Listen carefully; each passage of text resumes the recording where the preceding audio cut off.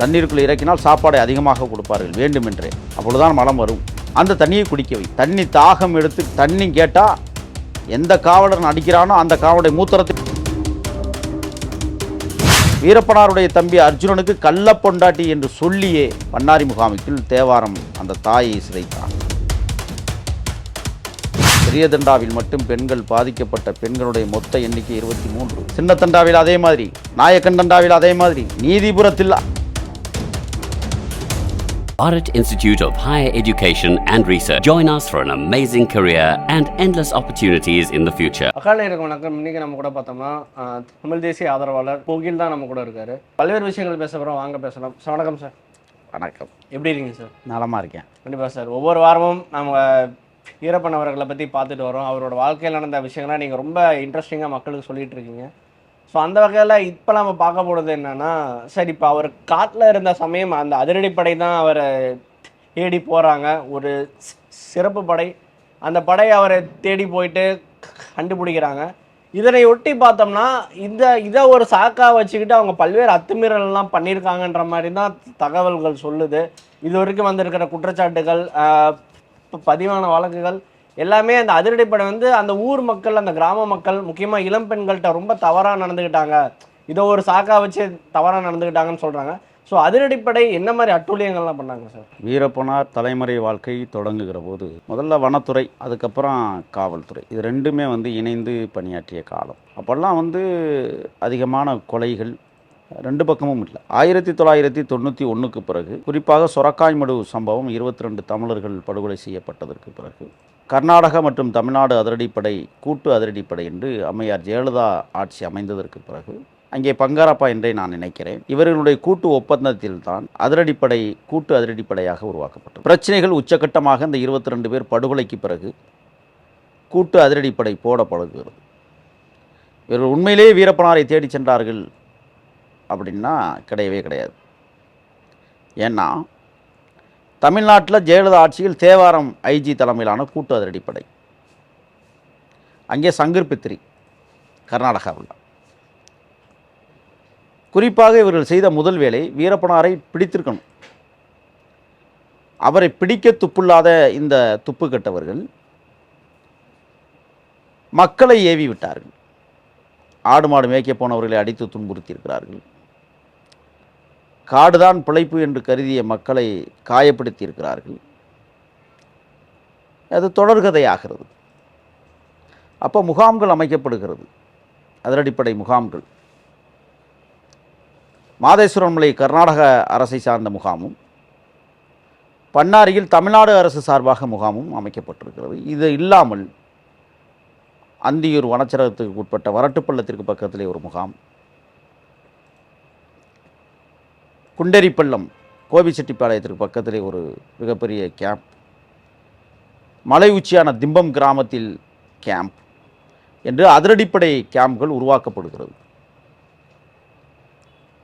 இதில் அந்த காட்டு வாசிகளாக இருக்கக்கூடிய 3 சமூக மக்கள், இருளர்கள், சோழர்கள், லிங்காயத்தார் என்ற 3 சமூக கட்டமைப்பு அங்கே இருக்குது.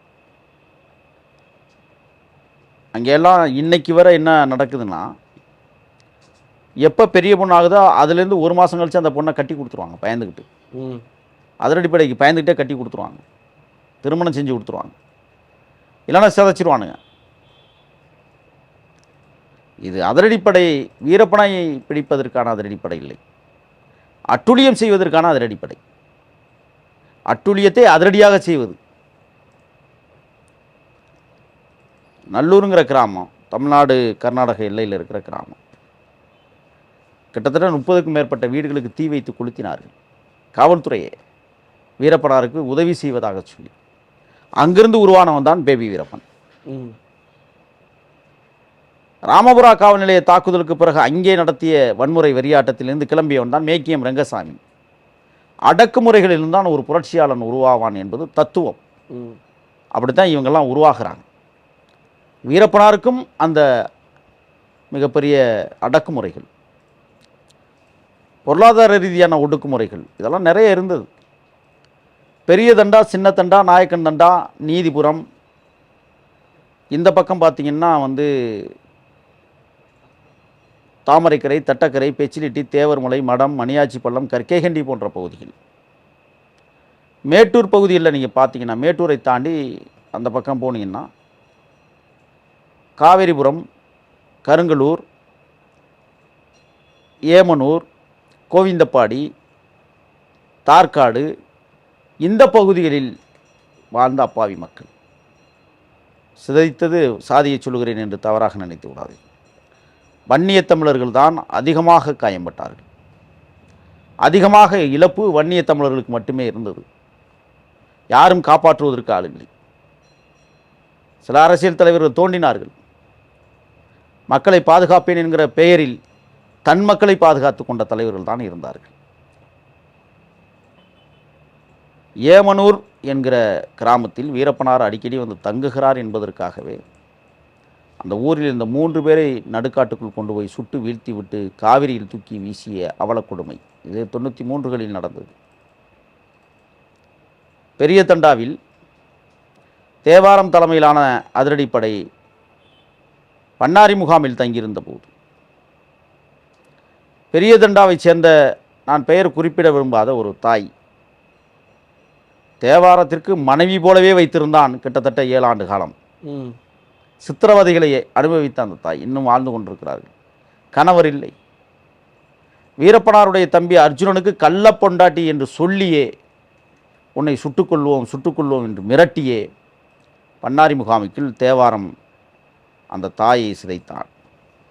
வரலாறு இருக்கிறது. அது மட்டுமல்ல, பிடித்து கொண்டு போகிறவர்களை வீரப்பனாருக்கு வெடிகுண்டு கொடுத்ததாக கைது செய்யப்படுவார்கள்.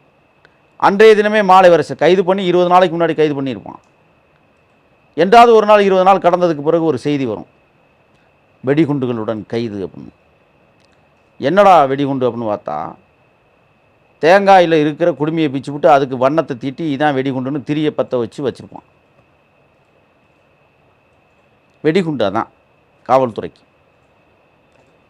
அரிசி பத்தியம் கொடுத்தான் அப்படிங்கிறதுக்காக பொய்யான மூட்டையை கொண்டாந்து அடுக்கி வச்சு சொல்லுவாங்க. அரிசி கூட வாங்கி கொண்டாந்து அடுக்க மாட்டாங்க, கருக்கா மூட்டையை கொண்டாந்து அடுக்கி வச்சு இதான் அரிசின்னு காட்டுவாங்க காவல்துறை. அதெல்லாம் மக்கள் கொதித்து போன வரலாறுகள். சித்திரவதைகள் எப்படி அப்படிங்கிறத பேசினாவே மணிக்கணக்கில் பேசலாம். 10 நகங்களில் குண்டூசியை சுத்தியல் கொண்டு அடிப்பார்கள். இல்லை என்றால் நகத்தை கொரடு வச்சு பிடுங்கி வெடுக்கென்று பிடுங்குவார்கள். ரத்தம் ஊற்றும். துடிப்பாங்க. நான் அனுப்பிச்சிருக்கிறேன். ஹேண்ட்லிப்ட் என்று சொல்வார்கள். அந்தரத்தில் பறக்க விட்டு சித்திரவதை செய்கிற கொடுமை. கைகள் 2ஐயும் விரித்து கட்டி, கால்கள் 2ஐயும் விரித்து கட்டி அந்தரத்தில் தொங்க விடுவது. இடுப்பிலே ஒரு 50 கிலோ எடையுள்ள பொருட்களை தொங்க விடுவது. அது மரக்கட்டையோ அல்லது கல்லோ அரிசி மூட்டையாக கூட இருக்கலாம். அந்த கால்கையெல்லாம் விரிஞ்சு போயிடும் அப்படிச்சு.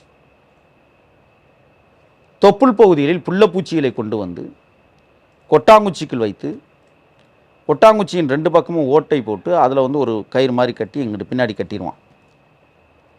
கை விலங்கை போட்டு பின்னாடி இறுக்கி இப்போ டைட் பண்ணிடுவான்.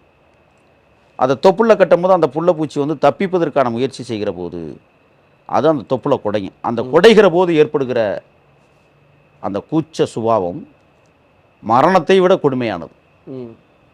5-6 பூச்சி குடஞ்சின்னா என்ன ஆகும்? வயிற்றுக்கிட்ட நம்ம கட்டிச்சு எடுத்துடும் அப்படியே.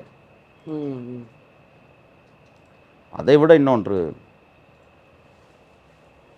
சிறுநீர் பேய்கிற போது மின்சாரம் பாய்ச்சுவது. வீரப்பனை காட்டி கொடு. அவன் வீரப்பனை பார்த்துருக்கவே மாட்டான், அறிஞ்சிருக்கவே மாட்டான்.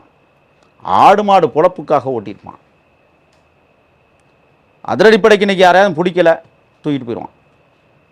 எந்த பொண்ணாவது தன் இச்சைகளுக்கு ஆட்படலைன்னா தூக்கிட்டு போயிடுவான். முடிச்சுப்பிட்டு தான் விடுவான். கொஞ்சம் பெதட்டினா வழக்கு போட்டு உள்ளே தள்ளிடுவேன்றான். பெரிய தண்டாவில் மட்டும் பெண்கள் பாதிக்கப்பட்ட பெண்களுடைய மொத்த எண்ணிக்கை 23 என்றும் போராடி கொண்டிருக்கிறார்கள் சிவனாம்சம் கேட்டு. சின்ன தண்டாவில் அதே மாதிரி, நாயக்கன் தண்டாவில் அதே மாதிரி, நீதிபுரத்தில் அதே மாதிரி. கொஞ்ச நஞ்ச பெண்கள் அங்கே சிதைக்கப்படவில்லை. வாச்சாத்திக்கும் வீரப்பனாருக்கும் சம்மந்தமே இல்லை. கிட்டத்தட்ட 93 கிலோமீட்டராக ஏதோ சொல்கிறாங்க. இடைவெளி சமதள காடுகள். ஆனால் சந்தனமரம் வெட்டியதாக ஒரு பொய்யான குற்றச்சாட்டை சொல்லி வாச்சாத்தி பெண்கள் 18 பெண்களை ஏரிக்கரையில் கொண்டு போய் வைத்து இரவு நேரத்தில் காவல்துறை, வருவாய்த்துறை, வனத்துறை என்ற 3 துறைகள் கொண்டு 18 பெண்களை சீரழித்த சம்பவங்கள் எவராலும் இன்று வரை மறக்க முடியாது. சித்திரவதை கொடுமைகளில் இன்னும் பல இருக்கிறது. நிர்வாண கோலத்தோடு விட்டு பெண்களுக்கு மார்பகங்களில் மின்சார கிளிப்பை மாட்டி மின்சாரம் பாய்ச்சி இருப்பது, உயிர் உறுப்புகளில் மின்சார கிளிப்பை மாட்டி மின்சாரம் பாய்ச்சுவது, அப்பனை மகளை விட்டு வன்புணர்வு கொள்ளச் செய்தது, தம்பியை விட்டு அக்காவை வன்புணர்வு கொள்ளச் செய்தது, தாயை விட்டு மகனை வன்புணர்வு கொள்ளச் செய்தது என்று காட்டுமிராண்டித்தனமான கடுமையான தாக்குதலை இந்த கூட்டு அதிரடிப்படை மாதேஸ்வரன் மலை சித்திரவதை கூடத்தில் வைத்து சிதைத்தார்கள். அது மட்டுமல்ல, பெண்களுக்கான முடியில் கயிறு கட்டி அந்தரத்தில் பறக்க விட்டு காலில் தாக்கி அடிப்பது, காயங்கட்டுவதுன்னு பேர் இருக்கு. ஒரு நீண்ட கம்பில் முன்னால் துணியை சுற்றி அதிலே மண்ணெண்ணெயில் நனைத்து தீயை கொளுத்தி தொங்குகிற பெண்களின் கவட்டுக்குள் அந்த கம்பை விட்டு நெருப்பு தடலோடு ஆட்டுவது, கதறி துடிப்பார்கள். அது மட்டுமல்ல, நெஞ்சளவு தண்ணீருக்குள் 2 நாட்கள் 3 நாட்கள் என்று நிற்க வைத்து விடுவார்கள். சிறுநீர் கழிப்பதும் அதில், மலம் கழிப்பதும் அதில். தண்ணீருக்குள் இறக்கினால் சாப்பாடை அதிகமாக கொடுப்பார்கள் வேண்டுமென்றே. அப்பொழுதுதான் மலம் வரும். அந்த தண்ணியை குடிக்க வைப்பது. அடிச்சுட்டே இருப்பான் போலீஸ், கணக்கு வழக்கெல்லாம் மாட்டி. தண்ணி தாகம் எடுத்து தண்ணி கேட்டால் எந்த காவலன் அடிக்கிறானோ அந்த காவலுடைய மூத்திரத்தை குடிக்க வேண்டும். செஞ்சு கொடுப்பான். 10க்கு 10 அறையில் 20 பெண்களை அடைப்பார்கள். ஒரு சோறு பக்கம் கை விலங்கெல்லாம் மாட்டிடுவான். அந்த வரிசையாக உட்கார வச்சு சவர் பக்கம் தான் திரும்பி இருக்கணும், மொட்டை குண்டியோட. பெண்களாக இருந்தாலும் ஆண்களாக இருந்தாலும் இதில் 10 பேர் அதில் 10 பேர் அப்படியே உட்கார்ந்துட்டே இருக்கணும். ஒன்றுக்கு வந்தால் அப்படியே பேஞ்சு விடும். அந்த அறையே துர்நாற்றம் வீசும், மோசமான துர்நாற்றங்கள் வீசும். அதற்குள் தான் பல நாட்கள் தமிழர்கள் அனுபவித்தார்கள். கழிவறைக்கு இடமில்லை.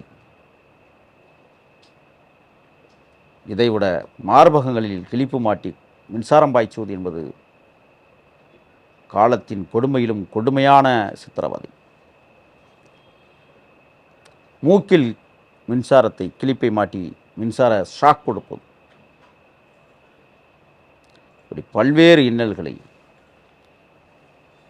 ஏன் பெரியதண்டாவில் இருக்கிற பெயர் சொல்லப்படாத ஒரு தாய் சொல்லிட்டா ஒன்றும் பிரச்சனை இல்லை, இன்னும் என்னோடு தான் பேசி கொண்டிருக்கிறார்கள் அந்த தாய். அவர்கள் ஒரு விஷயத்தை சொன்னார்கள். நிறைமாத கர்ப்பிணியாக இருக்கிற போது வீரப்பனுக்கு உருவான குழந்தையாயுது என்று உயிர்நுழைக்கில் கையை விட்டு உருவி எடுத்து குழந்தையை சுவற்றில் அடித்த கொடூரம் நடைபெற்றதாக செய்திகள் இருக்கிறது. இது உண்மையிலுமே நடந்தது. இதுதான் வரலாறு. சார், இப்போ உங்களை எப்படி ட்ரேஸ் அவுட் பண்ணி வருவாங்க சார்? அதிரடிப்படை உங்களை எப்படி ட்ரேஸ் பண்ணுவாங்க? இதெல்லாம் வச்சு கண்டுபிடிப்பாங்க? உங்கள் பின்னாடியே தான் வந்துக்கிட்டே இருப்பாங்க. எப்படி உங்களை கண்டுபிடிப்பாங்க? நீங்கள் எப்படி சேஃபாக இருப்பீங்க? இல்லை, 2 விஷயம் இருக்குதுல. முதல்ல மழை காலங்களில் அதிரடிப்படை வருவது என்பது, அவன் போடுற 50 பேர் வர்றான்னா 50 சூத்தடமும் ஒரு யானை நடந்ததுக்கு சமமாக இருக்கும். அதை அழகாக பார்த்து கண்டுபிடிச்சிடுவோம். எத்தனை மணிக்கு போயிருக்காங்க, எத்தனை மணிக்கு வந்திருக்காங்க, துல்லியமாக கண்டறிவோம். மழை இல்லாத காலங்களில் அதே ஷூவை போட்டுட்டு போவான். காட்டுக்குள்ளே எப்படி அதை கண்டுபிடிப்போம்னா, இந்த ஷூ தடம் இருக்குது பதிஞ்சிருக்குன்னு சொன்னால், அது மேலே காட்டுப்பூச்சிகள் அப்படி நடமாடி போயிருக்கு அப்படின்னு சொன்னால், இது இத்தனை மணி நேரத்துக்கு முன்னாடி அவன் நடந்திருக்குன்னா அது இத்தனை மணி நேரத்துக்கு பின்னாடி அந்த காட்டுப்பூச்சி அதில் ஊறி போயிருக்கு அப்படிங்கிறத கண்டுபிடிப்போம். ஒன்று. வீரப்பனார் படையில் இருக்கிறவங்க எப்போதுமே பாதையை தேடுவதில்லை, உருவாக்குவதே வேலை. செடி கொடிகளுக்குள்ள தான் பூந்து போவான். ம். ஆனால் இவர்கள் பாதை வழியே போவார்கள், பாதை வழியே வருவார்கள். அது யானை தடமாக இருக்கட்டும், மனித தடமாகட்டும், அப்படி தான் பயணிப்பாங்க. அவர்கள் போடுகிற உடை எளிதில் நம்மளுக்கு தெரியும். ஏன்னா அதில் மஞ்சள் கலந்துருக்கும் ம். உடைகளில். வீரப்பனார் போடுகிற உடையில் எந்த நிறமும் இருக்காது, பச்சையை தவிர. பச்சை தவறு. ஒன்று, வீரப்பனார் வாழ்க்கையில் அஸ்கியில் மட்டுமே குரல் வெளியில் வரும். காவல் படை கத்தி அலறி எடுத்துகிட்டு பேசிட்டு போவான். குடும்ப கதை, சொந்த கதை, சோக கதை ம். எல்லாம் பேசுவான். அது எல்லாமே 1 கிலோமீட்டருக்கு அங்கிட்டு கேட்கும். ம். ம். ம். அது மட்டும் இல்லை, நீர்நிலை பிடிப்புகளில் நாங்கள் தண்ணீர் எடுத்தால் தடம் பதிக்க மாட்டோம். ம். நடந்து சென்றால் புற்களில் மட்டுமே காலை வைப்போம், புழுதியில் கூட காலை வைக்க மாட்டோம். ம். நீர்நிலை பிடிப்புகளில் தண்ணீர் எடுக்கிற போது கால் தடம் பதித்தால் எடுத்த தண்ணீரை கொண்டு அதை ஊற்றி அழித்து விட்டு செல்வது. தங்குற இடத்துல தங்கி சமைப்போம், கல் போட்டு தான் சமைப்போம். கல்லில் அடுப்புக்கறி ஒட்டும். ஆனால் அந்த அடுப்புக்கறி ஒட்டிய கல்லை கூட குழி தோண்டி புதைத்து விடுவதை வழக்கமாக வைப்போம். சாப்பாட்டு பொருள்கள் எதுவாக இருந்தாலும் குழி தோண்டி புதைச்சிருவோம். ஒருத்தருக்கு முடி வெட்டுறோம், காடு தானே, அந்த முடியை வெட்டி போட்டு போக மாட்டோம். அந்த முடியை குழி தோண்டி புதைத்து விட்டு தான் செல்வோம். எண்ணற்ற வரலாறுகளை நம்மால் கூற முடியும். Okay sir. சரி, இப்போ அவங்களால உங்கள் ஆளுங்க யாராவது அவங்ககிட்ட சிக்கியிருக்காங்களா? அதிரடிப்படையில் உங்கள் டீம்லேருந்து யாராவது? இல்லை, நிறைய பேர் சிக்கியிருக்காங்க. நான் முதவே சொன்னதை போல் வீரப்பனாருடைய தம்பி அர்ஜுனன், மாதேசு, ம். ஏன் மேக்கியம் ரங்கசாமி கூட மாட்டி தப்பிக்கிறான். ம். ம். அது மட்டும் இல்லை, ஆறுமுகம், கருப்பு, ம். ரங்கசாமி, ம்.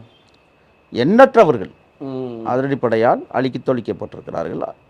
இவர்களாலும் அதிரடிப்படையினர் நிறைய பேர் அழித்தொழிக்கப்பட்டிருக்கிறார்கள். ம். ம். அது மாதிரி சார், நான் ஃபேமஸான ஒரு சம்பவம் ஒன்று இருக்குது. ஒரு 2 மலைக்கு நடுவில் ஒரு பஸ்ஸு போகும்போது நீங்கள் பாம் வச்சு அந்த தகர்த்த சம்பவம் ஒன்று இருக்குது. இப்போ வரைக்குமே பேசுகிறாங்க. அந்த சம்பவம் எதுக்காக நடந்தது? ஆடுதிரடி கோபாலகிருஷ்ணன் வந்து ஆ. ஒரு பெரிய சதிராட்டம், மக்களை வந்து சிதைக்கிறதுக்காகவே ஒரு அதிகாரி வந்தானா, அது அவன் ஒருத்தன் தான். ம். அவன் வந்து சொல்கிறான், ம். சாதியை சொல்லியே சொல்கிறான் அந்த ஆள். ம். நான் சத்திரிய வம்சத்துலேருந்து பிறந்தேன், உன்னை அழிக்காமல் விட மாட்டேன், உன்னை அழிச்சுட்டு தான் நான் கல்யாணம் பண்ணுவேன்னு சொல்கிறான். ம். இந்த செய்தி வீரப்பனாட்ட போகுது. ஆ. அப்படியா, நானும் சத்திரியம் தாண்டா, வாப்பா ஓட்டு பார்ப்போம். ஆ. ஏன்னா ஒரு வெள்ளை துணியில் சிவப்பு மை கொண்டு எழுதி ஆ. வெள்ளிக்கிழமை நடைபெறுகிற குளத்தூர் சந்தையில் அதிகாலை 3 மணிக்கே கொண்டு ஆ. ஒரு வாகை மரத்தில் கட்டி வச்சுட்டு வர சொல்கிறாங்க. கூட்டாளிட்ட கட்டி வச்சுட்டு வந்துட்டாங்க. ம். உடனே ஒரு படைபதாகளோட போய் வீரப்பனை பிடிப்போம்னு சொல்லி சுரக்காமடுக்கு போகிறாரு. ம்.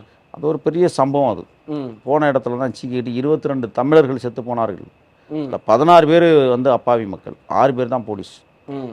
அதனால தான் சொல்கிறேன், அந்த படுகொலை செய்ததே ஆடுதிரடி கோபாலகிருஷ்ணன் தான் நான் சொல்லுவேன். ம். ம். ஏன்னா இவர் அழைத்து கொண்டு செல்லாமல் இருந்தால் ம். அவர்கள் உயிர் பிழைத்திருப்பார்கள். ம். வீரப்பனாருக்கு உதவியவர்கள் என்று சொல்லி, அல்லது வீரப்பனாருக்கு உறவினர்கள் என்று சொல்லி அவர்கள் அழைத்து சென்று கொண்டு போய் சுரக்காய்மடுவிலை மிகப்பெரிய சம்பவத்தை மாட்டி ம். 16 தமிழர்கள் உடல் சிதைந்து செத்து போனார்கள். ம். அதில் 6 போலீஸார் அங்கேயே பலி. ம். அது ஒரு பெரிய சம்பவம். அந்த சம்பவம் நடைபெற்றதுக்கான காரணம் ம். ஆடுதிரடி கோபாலகிருஷ்ணன் ஆடிய ஆட்டத்திற்கு முடிவு. முடிவு கட்டணும் அப்படிங்கிறது தான். Okay sir. இவரோட ஃபேமிலி எந்த அளவுக்கு கஷ்டங்களை அனுபவிச்சாங்க? வீரப்பன் அவர்களோட ஏன்னா பொதுவாக ஊர் மக்களையே சும்மா விடலை, அவரோட குடும்பத்தார்னு இருப்பாங்கல்ல, அவரோட குடும்பத்தார். குடும்பமே சதஞ்சு போச்சு. அண்ணன் மாதையனை வந்து ஒரு பொய் வழக்கில் கைது பண்ணி சிறையில் அடைச்சாங்க. சிதம்பரம் அதன் கொலை வழக்கில் தம்பி கூடவே இருந்தார்.